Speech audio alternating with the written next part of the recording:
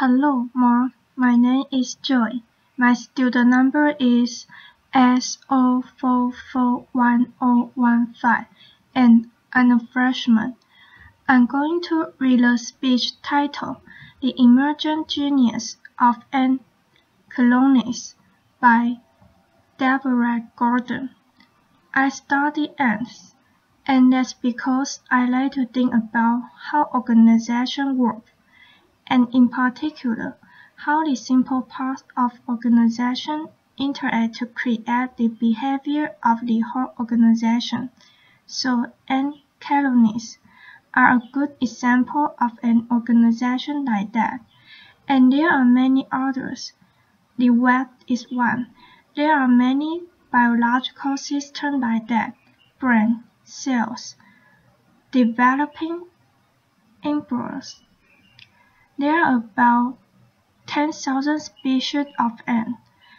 They all live in colonies consisting of one or a few queens, and then all the ants you see walking around are sterile female workers. And all ant colonies have in common that there is no central control. Nobody tells anybody what to do. The queen just lays the eggs. There is no management, no ant direct the behavior of any other ant, and I try to figure out how that works. And I've been working for the past 20 years on a population of seed-eating ants in southeastern Arizona. Here's my study site. This is really a picture of ants, and the rabbit just happened to be there. And these ants are called harvester ants because they eat seed. This is the nest of the mature colony, and there's the nest entrance. And they forage maybe for about 20 meters away, gather the seed and bring them back to the nest, and store them. And every year I go there and make a map of my study site. This is just a rule, and it's not very big. It's about 250 meters on one side, 400 on the other, and every colony has a name, which is a number, which is painted on a rock. And I go there every year to look for all the colonies that were alive the year before, and figure out which ones had died, and put all the new ones on the map. And by doing this, I know how old they all are. And because of that, I've been able to study how their behavior changes as the colony gets older and larger. So I want to tell you about the life cycle of a colony. Ants never make more ants. Colonies make more colonies, and they do that by each year sending out the reproductive. Those are the ones with wings, on a mating flight. So every year, on the same day, and it's a mystery exactly how that happens. Each colony sends out its virgin, a mated queen with wings, and the males, and they all fly to a common place, and they mate. And this shows a recently virgin queen. Here's her wing, and she is in the process of mating with male. And there is another male on top waiting his turn. Often the queens mate more than once, and after that, the males all die. That's it for them. Laughter. And then the newly mated queen fly out somewhere, drop their wing, dig a hole and go into that hole and start laying eggs. And they will live for 15 or 20 years, continuing to lay eggs using the sperm from the original mating. So the queen goes down in there. She lays eggs. She feeds them larvae. So an ant starts as an egg. Then is a larva. She feeds the larvae by regurgitating from her fat reserve. Then, as soon as the first school of ants, emerge, they are larvae. Then they are pupa. Then they come out as adult ants. They go out. They get the food. They dig the nest. And the queen never comes out again. So this is the 1-year-old colony. This happened to be 5-3C. There is no entrance. There's a pencil for scale. So this is the colony founded by a queen the previous summer. This is a 3-year-old colony. There's the nest entrance. There's a pencil for scale. They met a maiden, a pile of refuse, mostly the husk of the seed that they eat. This is a 5-year-old colony. This is the nest entrance. Here is a pencil for scale. This is about as big as their gate, about a meter across. And then this is how colony size and number of worker ants changes. So this is about 10,000 worker ants, changes as a function of colony age, in years. So it starts out with 0 ants, just the founding queen, and it grows to the size about 10 or 12,000 ants when the colony is 5, and it stays that size until the queen dies and there is nobody to make more ants. When she is about 15 or 20 years old, and it's when they reach this stable size in numbers of ants that they are started to reproduce, that is, to send more winged queen and male to death. There's mating flight, and I know how colony size changes as a function of colony age because I dug up colonies of longer age and counted all the ants. Laughter. So that's not the most fun part of the research, although it's interesting. Laughter. Really, the question that I think about with this ant is what I call task allocation. That's not just how is the colony organized, but how does it change what it's doing? How is that the colony managed to adjust the number of workers performing each task as conditions change? So things happen to an ant colony. When it rains in the summer, it floods in the desert. There's a lot of damage to the nest, and the extra ants are needed to clean up the mess when extra food becomes available. And this is what everybody knows about picnic. Then extra ants are allocated to collect the food. So with nobody telling anybody what to do, how is it that the colony manages to adjust the number of workers performing each task? And that's the process that I call task allocation. And in harvester ants, I divide the task of the ant I see just outside the nest into these 4 categories. Where an ant is foraging, when it's out along the foraging trail, searching for food and bring food back. The patroller, that's supposed to be a magnifying glass, are an interesting group that go out early in the morning before the foragers are at it. They somehow choose the direction that the forager will go, and by coming back, just by making it back, they tell the forager that it's safe to go out. Then the nest maintenance worker work inside the nest, and I wanted to say that the nest look a lot like Bill Leishman's house. That is, there are chambers inside. They line the wall of the chamber with moist soil, and it dries to a kind of outdoor-like surface in it. It also looks very similar to some of the cave drawings of the Hopi people that are in the area, and the nest maintenance worker do that inside the nest, and then they come out of the nest carrying bits of dry soil in their mandible.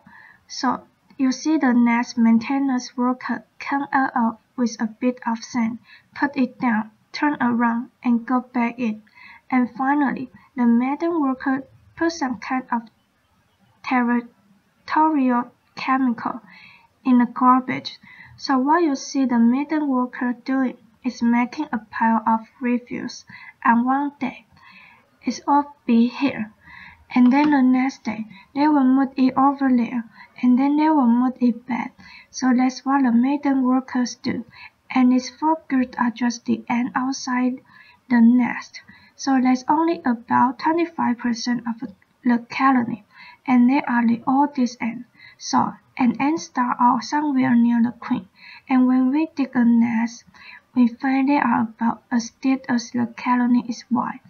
So about a meter deep for the big old nest, and then there's another long tunnel and a chamber, where we often find the queen after 8 hours of hiking away, and the rock with the pickaxes. I don't think that the chamber has evolved because of me and my backhoe and my crew of students with pickaxes, but instead because when there is a flooding, occasionally the colony has to go down deep, so there's this whole network of chambers. The queen in this somewhere. She just lays eggs. There's the larva, and that consumes most of the food. And this is the truth of most ants. Then the ants you see walking around don't do much eating. Try bring it back, and feed it to the larva. When the foragers comes in with food, they just drag it into the upper chamber, and other ants come out from the below, get the food, bring it back, herd the sick, and pile them up. There are nest maintenance workers working throughout the nest, and curiously and interestingly, it looks as though at any time about half the ants in a colony are just doing nothing. So despite what it says in the Bible about, look to the ant, the slugger. In fact, you could think of those ants are reserved. That is to say, if something happened, I never seen anything like this happen, but I only been working for 20 years. If something happened, they might all come out if they were needed, but in fact, mostly they are just hanging around in there. And I think it's very interesting question. What is there about the way the colony is organized that might have some function to a reserve of ants who are doing nothing, and they sort of serve as a buffer in between the ant working deep inside the nest and the ant working outside. And if you more ants they are working outside and dig a colony, you never see them deep down. So what's happening is that the ant grows inside the nest when they are younger.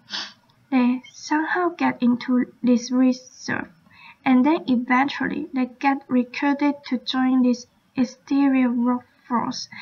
And once they belong to the ant, they work outside. They never go back down. Now most ants, including this, don't see very well. They have eyes. They can distinguish between light and dark, but they mostly work by smell. So just to reinforce that, what you might have thought about the question ant queens isn't true. Even if the queen did have the intelligence to send chemical messages through the whole network of chambers to tell the ant outside what to do, there is no way that such message could make it in time to see the shift in the allocation of workers that we actually see outside the nest.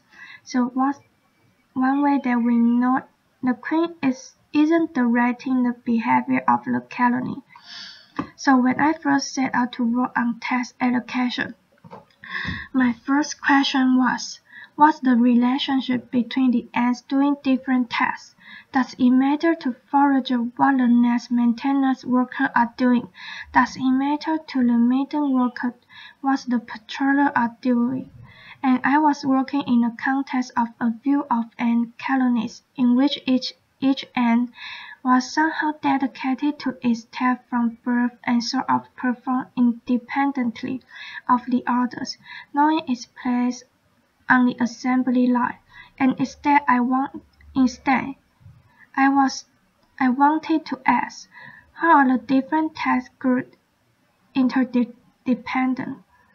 So I did experiment where I changed one thing. So for example, I created more work for the nest maintenance worker by putting out a pile of toothpaste near the nest entrance early in the morning when the nest maintenance workers are first at it. This is what it looked like about 20 minutes later. Here is about 40 minutes later, and the nest maintenance worker just take all the toothpaste to the outer edge of the nest mouth and leave them there. And what I wanted to know was, okay, here's the situation where extra nest maintenance workers were recruited.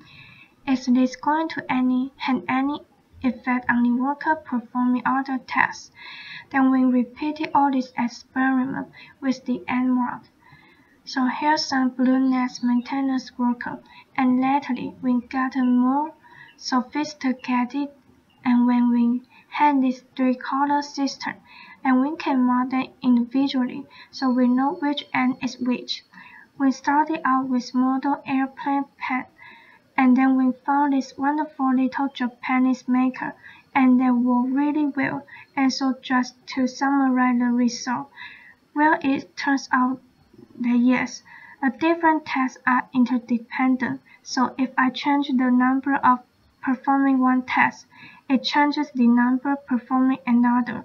So for example, if I make a mess that the nest maintenance worker had to clean up, then I see fewer and of forage, and it is what's true for the old pairwise combination of tasks. And the second result, which was surprising to a lot of people, well, what an ant actually switch tasks. The same ant doesn't do the same task over and over its whole life. So for example, if I put out extra food, everybody else, the maiden workers start doing maiden work and go get the food. They become foragers. The nest maintenance workers become foragers. The patroller become foragers. But not every transition is possible, and this shows how it works. Like I just said, if there is more food to collect, the patrollers, the maiden workers, the nest maintenance worker will all change to forage. If there is more patrolling to do, so I created a disturbance, so extra patrollers were needed. The nest maintenance worker will switch to patrol, but if more nest maintenance work is needed, for example, if I put out a bunch of toothpicks, then nobody will ever switch back to the nest maintenance. They had to get nest maintenance worker from inside the nest, so forager acts as a sink, and the ant inside the nest acts as a source. And finally, it looks like each ant is deciding moment to moment whether to be added or not. So for example, when there's extra nest maintenance work to do, it's that the forager switch over. I know that they don't do that, but the forager somehow decided not to come out. And here was the most intriguing result. The task allocation. This process changes with colony age, and it changes like this. When I do this experiment with older colony, so ones that are 5 years old or older, they are much more consistent from one time to another and much more homostatic. The worse thing gets, the more I hassle them, the more that I die undisturbed colony, whereas the young, small colonies, the 2-year-old colony of just 2,000 ants, and much more variable. And the amazing thing about this is that an ant lives only a year. It could be this year or this year. So the ant in the other colony, they seem to be more stable and not any older than the ants in the younger colony. It's not due to the experience of older, wiser ants. Instead, something about the organization must be changing as the colony gets older, and the obvious thing that's changing is its size. So since I had this result, I spent a lot of time trying to figure out what kind of decision rules. Very simple, local, probably olfactory. Chemical rules an ant could be using, since no ant can assess the global situation. This would have the outcome that I see. These predictable dynamics in who does what task, and it would change as the colony gets larger. And what I found out is that ants are using a network of antennal contact, so anybody who's ever looked at ants has seen them touch antenna. They smell with their antenna. When one ant touches another, it's smelling. It can tell, for example, whether the other ant is a nest mate because ants cover themselves and each other through grooming with a layer of grease, which carries a colony-specific odor. And what we are learning is that an ant uses the pattern of its antennal contacts, the rate at which it meets and of other tasks, in deciding what to do. And so what the message is not any message that transmits from one end to another, but the pattern. The pattern itself is the message, and I tell you a little bit more about it. But first you might be wondering, how is it that an ant can tell? For example, an forager. I expect to meet another forager every so often, but if instead I started to meet a higher number of nest maintenance workers, I'm less likely to forage. So it has to know the difference between a forager and a nest maintenance worker, and we learned that in this species, and I suspect in others as well, these hydrocarbons, this layer of grease on the outside of ants, is different as ants perform different tasks, and we done experiments that show that that's because the longer an ant stays outside, the more the simple hydrocarbon on its surface change, and so they come to smell different by doing different tasks, and they can use the task-specific order in cuticular hydrocarbons, and they can use that in their brief antennal contacts to somehow keep track of the rate at which they are meeting ends of certain tasks. And we just recently demonstrated this by putting extract of hydrocarbon on little glass beads and dropping the beads gently down into the nest entrance at the right rate. And it turned out that ants will respond to the right rate of contact with a glass bead with hydrocarbon extract on it, as they would to contact with real ants. So I want now to show you a bit of film, and this will start off, first of all, showing you the nest entrance. So the idea is that ants are coming in and out of the nest entrance. They're scattered out to do different tasks, and the rate at which they meet as they come in and out of the nest entrance determines or influences each ant's decision about whether to go out and which task to perform. This is taken through a fiber optic microscope as down inside the nest. In the beginning, you see the ant just kind of engaging with the fiber optic microscope, but the idea is that the ants are in there, and each ant is experiencing a certain flow of ant passage, a string of contact with other ants, and the pattern of this interaction determines whether the ant comes back out, and what it does when it comes back out. You can also see this in the ant just outside the nest entrance like this. Each ant, then, as it comes back in, is contacting other ants, and the ants that are waiting just inside the nest entrance to decide whether to go out on their next trip, and contacting the ant coming in.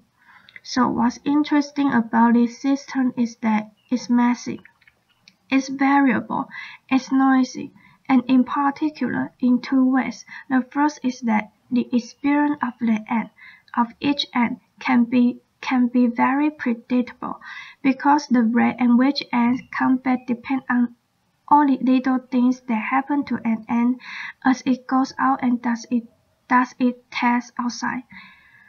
And the second thing is that an ant's ability to assess the pattern must be very crisp, because no ant can do any sophisticated counting. So we did a lot of simulation and modeling, and also experimental work, to try to figure out how those two kinds of noise combine to, in the aggregate, produce the predictable behavior of ant colonies. Again, I don't want to say that this kind of haphazard pattern of interaction produces a factory that works with the precision of and efficiency of clockwork. In fact, if you watch ants at all, you end up trying to help them because they never seem to be doing anything exactly the way that you think that you ought to be doing it. So it's not really that out of this happy context perfection arises, but it works pretty well. Ants have been around for several 100 million years. They cover the Earth, except for Antarctica. Something that they are doing is clearly successful enough that this pattern of haphazard context, in the aggregate, produce something that allows ants to make a lot more ants. And one of the things that we are studying is how natural selection might be acting now to shape this use of interaction patterns, this network of interaction patterns, to perhaps increase the foraging efficiency of ant colonies. So one thing, though, that I want you to remember about this is that this pattern of interaction are something that you expected to be closely connected to colony size. The simplest idea is that when an ant is in a small colony and an ant is a large colony can use the same rule, like I expect to meet another forager every 3 seconds, but in a small colony, it's likely to meet fewer foragers, just because there are fewer other foragers there to meet. So this is the kind of a rule that, as the colony develops and gets older and larger, will produce different behavior in an old colony and a small young one. Thank you. Applause.